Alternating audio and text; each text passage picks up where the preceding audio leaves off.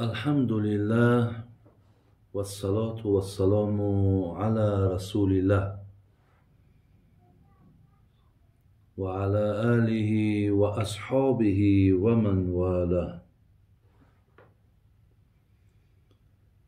السلام عليكم ورحمة الله وبركاته.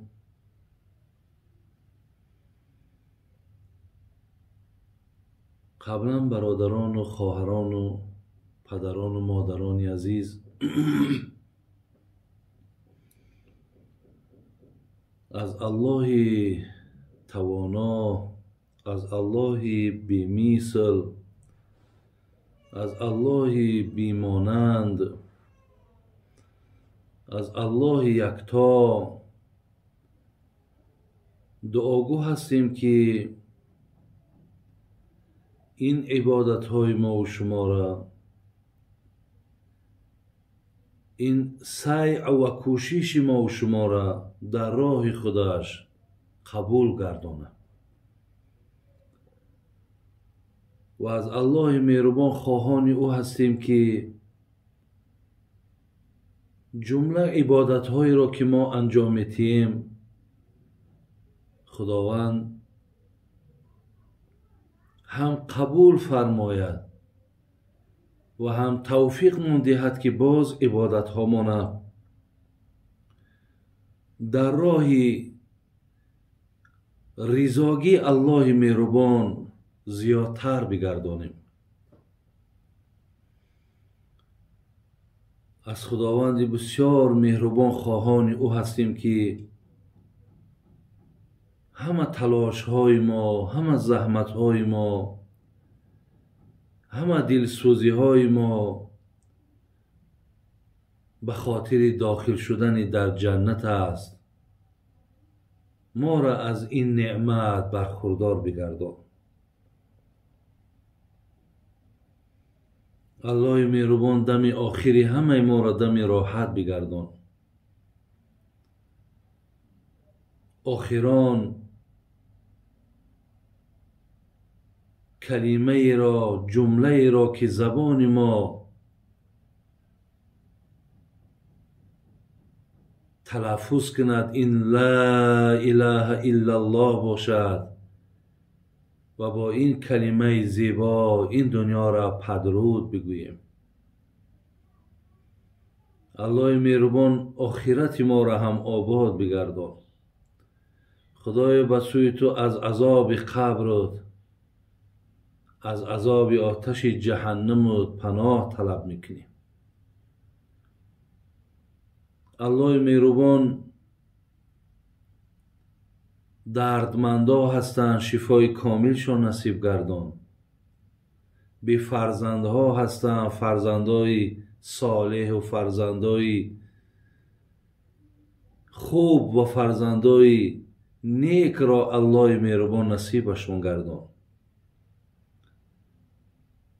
الله مهربان جمله برادران، خواهران و مادرانی که امروز برای بهبود زندگی خود بیرون از این وطن عزیز ما هستند، خدایا کاراشون در برار و برکت و کشایش نصیب بگردان. الله مهربان گذشتگان همه ما را رحمت و مغفرت کن. بیماری ها را شفای کامل نصیب گردان. این مشکلاتی که امروز تمام دنیا را فرا گرفته است، الله مهربان دور کننده همه مشکلات ها فقط تو هستی. خدایا این مشکلات ها را از بالای سر جمله بندگان دور بگردان. الله مهربان نعمت آرامی و نعمت آبادی را همیشه در این ملک ما پاینده نگه بدار. خدای مهربان بعضی مشکلات هایی داریم که این را بجز پیش تو دیگر بیان کردن نمیتونیم، پیش کسی گفتن نمیتونیم. خدایا همون مشکلات هم برطرف بگردان. ربنا تقبل منا انك انت السميع العليم وتب علينا انك انت التواب الرحيم. الله مهربان رحمت کند جناب شیخ سعدی را. می گفت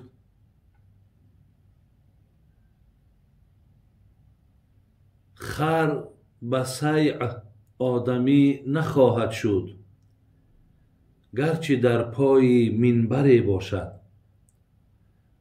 آدمی را اگر تربیت نکنند تا به 100 سالگی خری باشد.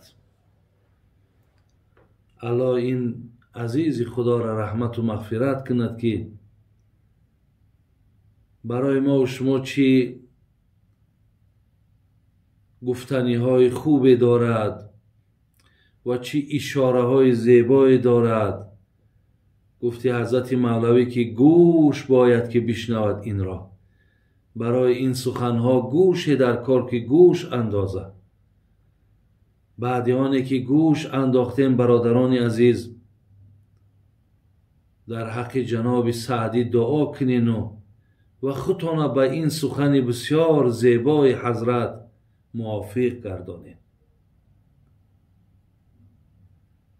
حضرت عادی کرده ساده کرده میفهماند که اگر تمام هستی مانه، تمام علم مانه، تمام اگر دانش مانه، اگر بر حیوان مثل خر روان کنیم، او را نصیحت کنیم، او را پندش بتیم، حتی بریم در نزد منبری که در اونجا موعظه گفته می شود، حتی در همونجا اگر بندیمش میگه هیچ وقت این آدم نمی شود. لیکن مقصد حضرت آدم شدن خر نیست. مقصد حضرت مصرع 3 و 4 است. آدمی را اگر تربیت نکنند تا به 100 سالگی خری باشد. لیکن اگر انسانی که مکلفه یعنی عقل داره و بهترین مخلوق الله مهربان است، اگر از تربیت دور ماند، اگر از پند و نصیحت دور ماند، حضرت میگه این انسان اگر 100 سالم که عمر ببیند خری باشد. از این لحاظ از گفته حضرت این را برداشت کن امکان و ممکن است که هر کسی که گوش کننده پند و نصیحت است حقیقتا در او انسان خوبی های زیاد دیدن ممکن است. لیکن هرگاه نفری که خود را از گوش کردن از سخن عزیزای خدا دور میگیرد، حقیقتا در او انسان خصلت‌های رذیله و زشت خیلی زیاد است. از این لحاظ الله را من دعا میکنم که خدای مهربان نفرهایی که گوش کننده ندارند خدای در گوش هاشون توفیق بده.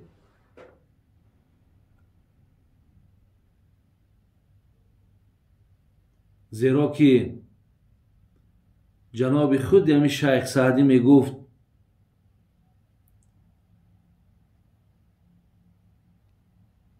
گذرگاه قرآن و پند است و گوش، به بهتان و باطل شنیدن نکوش. میگو خدای مهربان این 2 گوش زیبایی را که به فرزند آدم داده است به این مقصد داد که با این گوش سخن بیهوده نه، بلکه سخنی را گوش کند که برای خیر جان او انسان باشد. الله مهربان دعا میکنم که خدای مهربان که این بسیار یک مدنیت بلندی هست که وقتی ما گوش کننده امر به معروف میشویم، گوش کننده نهی از منکر میشویم، این بسیار یک معرفت بلند نشان میدهد. این هر یک آدم از با فهمی و با سوادی و آگاه بودنش خبر میتید وقتی که وی قوت یا توفیق گوش کردن دارد.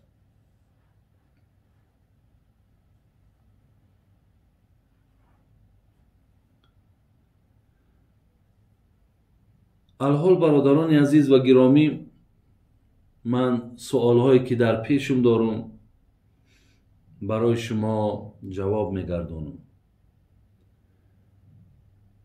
سوال اولی را که من میخواهم برای شما خانم، این گفته است استاد گرامی عائله دار شدن میخواهم ولی شرایط ندارم، و من چی مصلحت میدهد؟ من چی کار کنم؟ برادران عزیز و گرامی، این مراجعت این برادر تنها بر من نیست. برای عائله دار شدن این دستگیری در کار، کمک در کاره. من به این بنده خدا چی مصلحت میتونم؟ مصلحتم همین است که اگر در همون منطقه هایی که زندگی میکنین و بچه های اگر امکانیت دار و شرایط دار باشد، شما نزد اونها رفته مراجعت کنید. مراجعت کنید که خلاص من به وایه رسیدم لیکن امکانیت ندارم، شرایط ندارم، مرا کمک کن من تا زن بگیرم. بگذار دادر عزیز، شما اگر یگان نفر مالدار و پولداری باشد که یگان شرایطی جای کار داشته باشد، روید در زیر دستش کار کنین و وای از پول زکاتش اگر گرفته تر زنم که بتد، ای گردنش زکات ساقط می شود و تو هم از این بگه مشکلات خلاص می شوی. خدا توفیق دهد این پولدارای ما را، مالدارای ما را، تا که در کدام محله که شخصی نیازمند پیدا می شود، پولدارای ما از حال اونها باید آگاهی داشته باشند. حضرت علی میگد یکی از سببهای آباد نبودن دنیای مسلمان و آخرت مسلمان این است که مادام الاغنیا لا یبخلون بما خولوا، مادامی که بایهای ما بخیل نباشند. اگر به شرط بایهای ما بخیل باشند، دستی کسی را نگیرند، رحم بر یگان بنده خدا نداشته باشند، حضرت علی میگد یکی از سببهای خراب بودن دنیای مسلمان و آخرت مسلمان این است که بایهای شما دستی نیازمندها را نمیگیرند. میگن نفری دروازه یک آدمی ثروتمند میگد تق تق کرد. این آدمی ثروتمند همراه میگه زنش صحبت داشت. بناگاه میگد وقتی صدای در که شنید، دروازه را صداش که شنید، میگه از جاش بلند شد، آمد در کشاد، با او یک چند لحظه صحبت کرد و این مرد ثروتمند خانه در آمد، یک مبلغی را گرفت و برد در دست همون انسان داد و گریه کردن از زنش آمد. زنش گفت مادامی که برای پول دادن خلاص غیرت نداری، جرأت نداری، از اوی که آب چشم میکنی، مقصد بگو ندارم، نتیشان. گفت نه، گفت گریه من برای این نیست که من غیرت ندارم، جرأت ندارم. گریه من برای این است که وای آمدن نزد در من باید من آگاهی پیدا میکردم که این همسایه من قرض داره. او وقتی که نزد در من آمد و از من سوال کرد، من از او ثوابی که باید خودم نزد در او میرفتم و او را از احوالش آگاهی پیدا میکردم، من از ثواب او محروم ماندم. این حالی ثروتمندهای زمانی پیشه. خدای مهربان توفیق دهد همین مالدارای ما را که در کدام محله زندگی میکنین، اطراف شما که شما را همچو آدمی دارا و پولدار میشناسند، همه اونها در داخل خانه در حق تو دعاگو باشند، از اوی که در حق تو دعای بد میکنند. در زمانهای حضرت عثمان میگه یک مقال شیدگی بود، وقتی میدیدن یک مرد زن نداره، همه میگه یک جا میگفتن این عثمان کجا را نگه دارد که این مرد بزنه. یعنی چنان یک حالتی آمده بود که حضرت عثمان از حال همه نیازمندها آگاهی داشت. برای همین شکایت اندکی که از یک آدم کمبغل میشد، در او همشان سیاست به سوی حضرت عمر میکردن که چرا به سوی حضرت عثمان میکردن، چرا حضرت عثمان آگاهی ندارد. بگذار دولتدارای ما هم همچنان باشند که در محله‌داری از حال همون نیازمندا آگاهی پیدا کنین و بگذار یک قسم مبلغ شما هم که اگر در نیازمنداتون صرف شود، الله مهربان میدونین که برای شما چقدر خیر میتد. برای همین دادر عزیز مراجعت دارد که بر من چی مصلحت میتید. مصلحت من هم همین است که شما نزد همین آدمای امکانیت دار بروند. خاک بچه کلان شدگی است، خواهش زن گرفتن دارد. شما میدونید که ما در حدیث خواندیم که هر کسی که اگر پیامبرمون میگه هر یک مؤمنی که